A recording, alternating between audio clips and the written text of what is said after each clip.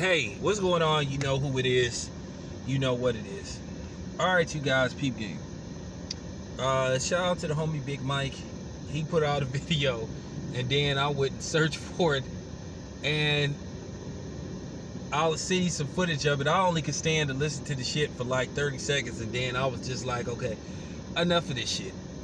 Now, Skip Bayless' latest antic, or should I say latest absurd comment, or should I say just flat out lie. This one is just over the top. And here's the thing, I'm very familiar with Skip Bayless because I remember when Skip Bayless worked in the Bay Area when he worked for the San Jose Mercury News. I remember with Skip Bayless every once in a while would co-host Jim Rome's radio show. And Skip Bayless back then used to say outlandish shit. And to a certain degree, you would say, do this dude really believe what he says, or he just a shock jock, or he's some dude that wants attention? You know, because to me, him and Floyd Mayweather are similar to each other. They will say something that may seem or be deemed outlandish, but they do it because they want somebody to notice them and to respond. You know, because they want attention. Skip Bayless has always came across as a guy like that. And I've made this very clear on several, occasions, several videos. I'm not a Skip Bayless dude. I don't like the guy. I never have. And I stand by my statements 100% that I think Skip Bayless is a undercover white supremacist. No matter how much he tried to pretend that he stands up for all that's right with black people and all that shit, I don't believe it. I think it's bullshit. Just because somebody say they would never use the N-word, which I doubt that very seriously, that Skip Bayless has never said something derogatory towards blacks. I just don't believe that shit. I don't believe nothing that Skip Bayless says. I think Skip Bayless is full of shit to a certain degree. I just have to keep it 100. I just don't believe the shit. But his latest comment is just laughable, and it's just very laughable, and to a certain degree I think it's just flat out disrespectful. Now he says that Manu Ginobili is better than Tim Duncan, or greater than Tim Duncan, and that's just an absolute fucking lie. I think that's just very shameful of him to say something that he know isn't true. Look, we all can have our opinions and disagree about a certain thing. But when you say something that you know is absurd and not true, you sound like a damn fool and you kill your credibility. That's like, I'll give you an example. That's like somebody asked me, okay, well, town business, who do you think is the greatest boxer that ever lived? And I'll say some shit like Alexis Arguello, or, you know what I'm saying, Ernie Shavers. You're gonna look at me like, are you fucking kidding me? Ernie Shavers was a good boxer. He was a good fighter, but he wasn't a great fighter. Could hit hard to the motherfucker. A lot of people believe, pound for pound, he might be the hardest puncher in the history of boxing, but I think Deontay Wilder, when it's all said and done, I think Deontay Wilder and Julian Jackson may be arguing for who was the hardest puncher of all time. I think right now the hardest puncher I ever seen in my life, to me, was Julian Jackson. That motherfucker, if he landed something flush, on most occasions, you didn't get back up. When I say you had to have a good chin to survive Julian Jackson, if you survived getting hit flush by Julian Jackson, you really had a chin. Okay? And I can tell you this much, Julian Jackson was a motherfucker. But the thing is, with Julian Jackson, you had to get him before he got you. Because if he landed something flush, a lot of times you would be in trouble. And that's another thing. Do you think Julian Jackson is the greatest fighter of all time? Absolutely not. Once again, good fighter. But he wasn't great because Julian Jackson lost like about 5 times. Every time he lost, he was stopped. He never lost a fight via a decision. Every time he lost, he was stopped. He was knocked out. So it was one of them situations he could dish it out, sort of, but he couldn't take it. And that's fine. Now here you have Manu Ginobili. I'm keeping it 100. Big Mike said he had him in his top 75, maybe greatest of all time. I don't even have Manu Ginobili probably cracking my top 100. Because it's just so many people that was just better than him.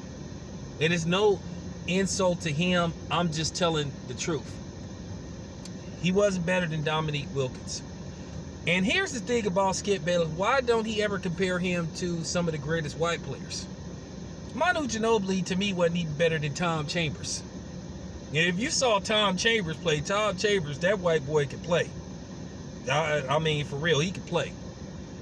And he scored like 20,000 points. Is Manu Ginobili better than Larry Bird? No. Is he better than Rick Barry? No. Is he better than John Stockton? No. And I hated John Stockton's guts. But when you sit up there and disrespect Tim Duncan was drafted #1 overall, and you know what I'm saying, in 1997. Okay? He was one of the most sought after players. He and I think Tim Duncan played all 4 years, if I'm not mistaken. Or at least 3. If Tim Duncan would have came out the same year as Allen Iverson, which was 1996, he might have been drafted #1 overall over Allen Iverson, and I hate to say that. And Allen Iverson, y'all know I hold AI in high regard. And that's another thing. Manu Ginobili wasn't better than Allen Iverson. He was a great 6 man. And the thing is, he came off the bench pretty much the majority of his career. So it is just hard to have him even in your top 75. I'm just keeping it 100. He came off the bench most of his career. Now, if he had been a starter, oh, and by the way, add Dirk to the list too. Now, if he had been a starter, and then we look at his overall stats, then we could have a conversation of where we fit Manu Ginobili.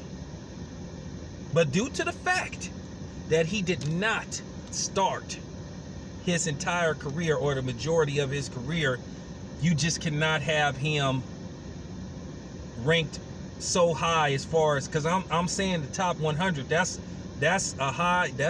Man, when I say that's a hell of a list compared to the thousands of NBA players that you've seen come and go. And it's just hard for me to say that Manu Ginobili is, as far as some of the greatest players that ever played, that he's somewhere in the top 100. He's not better than, I don't even think he's better than David Thompson. I don't think he's better than George Gervin. You know, for real. I just, I know he won a gold medal and I know he won championships, but let me ask you this. Do you think the San Antonio Spurs would have won any championships without Tim Duncan? Can you sit up there and say that if they wouldn't have got Tim Duncan, they would have won championships anyway? Any logical basketball fan would say absolutely not. Of course they wouldn't. Now, had they drafted Tim Duncan and not drafted Manu Ginobili, would they still have won championship? Absolutely. They would have found somebody to put around Tim Duncan. So they still would have won championship. You don't draft Tim Duncan, you don't win shit. You don't draft Tim Duncan, you pretty much the Golden State Warriors before they drafted Steph Curry and Klay Thompson and started building that team up. Just like the Warriors that had great players since the Steph Curry era, but I'm going to tell you right now, it started with Steph. They don't draft Steph, they don't win shit. I know Steph has never won a Finals MVP, but it's because of him. It started with Steph. And I think when his career is all said and done, people gonna tell the truth. The Warriors don't win nothing without Steph Curry. And I think when Steph Curry's career is over, Steph Curry is gonna be arguably in that top 10. Book it. Now I know people are saying, but when Steph Curry's career is over and we evaluating Steph Curry, I guarantee you, if he don't crack the top 10, he's definitely gonna be in your top 15. Do you have Manu Ginobili ranked higher than Steph Curry? And I want anybody watching this video, I want you to tell me right now with a straight face that you think Manu Ginobili is a better player than Steph Curry.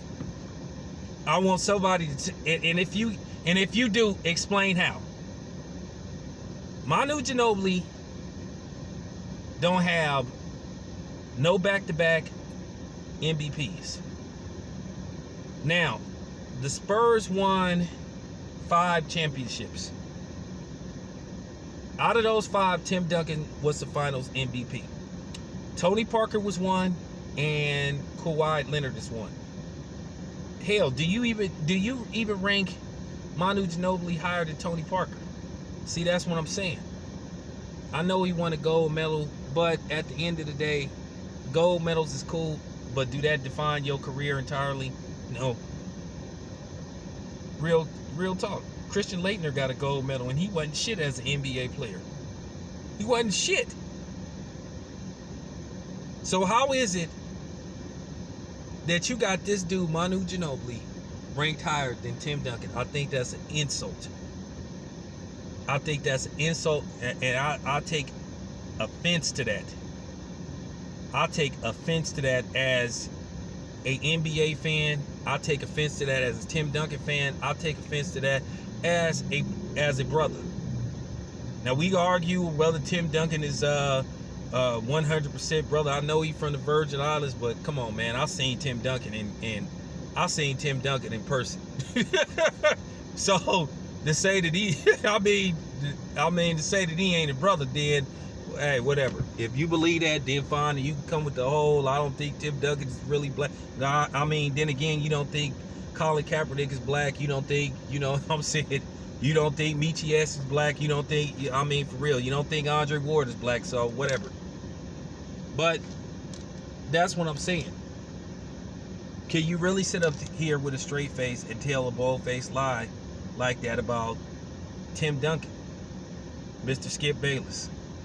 I don't think there's no Spurs fan that believe that.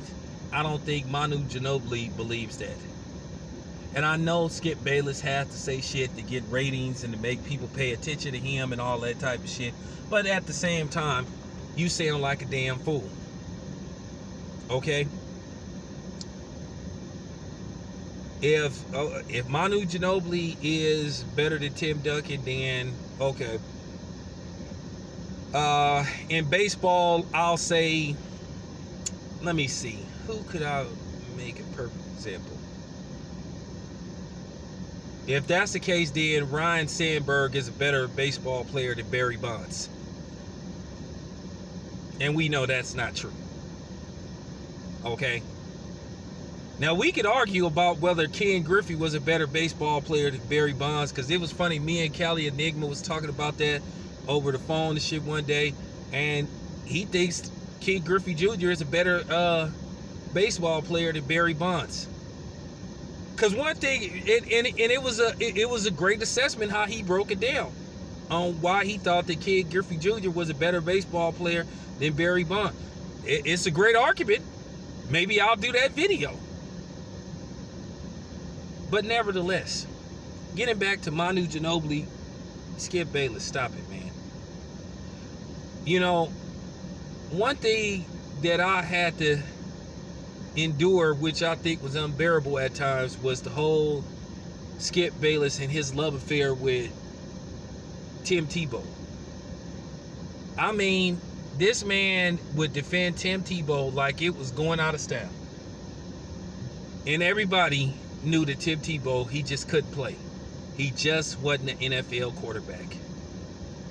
He had that one game where he threw that game-winning touchdown with the Denver Broncos. And you seen what happened when they got Peyton Manning. When they had a chance to get Peyton Manning, they tossed his ass to the side like it was going out of style. Like it was nobody's business. They tossed his ass to the side because they knew he couldn't play. They had assessment after assessment, and they said, hey, this dude just ain't an NFL quarterback. He can't play. And Skip Bayless would continue to scream as loud as he could about how good Tim Tebow was. And he just wasn't that good. Where is he now? Tim Tebow is like 30 years old now, if I'm not mistaken, 30, 31. Tim Tebow couldn't play. He had a chance, and he kept saying that, oh, he didn't get a fair. He had a chance. He just couldn't play. And that's just the bottom line. But anyway, thank you for listening. This is your boy, Tim Business. I'm out.